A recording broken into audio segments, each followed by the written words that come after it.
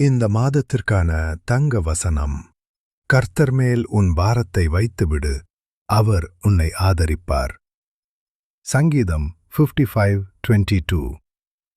வாழ்க்கையில் பல நேரங்களில் கவலைகள், பயங்கள், குடும்ப பிரச்சனைகள், வேலை மற்றும் எதிர்காலத்தை பற்றிய சுமைகள் நம் மனதை அழுத்தலாம். இந்த வசனத்தில் தேவன் அந்த சுமைகளை தனியாக சுமக்க வேண்டாம் என்று கூறுகிறார்.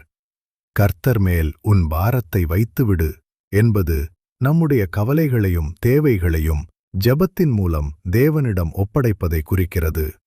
அவர் உன்னை ஆதரிப்பார் என்பது தேவன் நம்மை கைவிடாமல் நமக்கு பெலனாக இருந்து சரியான நேரத்தில் உதவி செய்து நடத்துவார் என்பதற்கான வாக்குறுதி. இந்த மாதம் எந்த சூழ்நிலையிலும் பயப்படாமல் உங்கள் பாரங்களை இயேசுவிடம் ஒப்படையுங்கள். அவர் உங்களை தாங்கி வழிநடத்தி ஆசீர்வதிப்பார். ஜெபம்.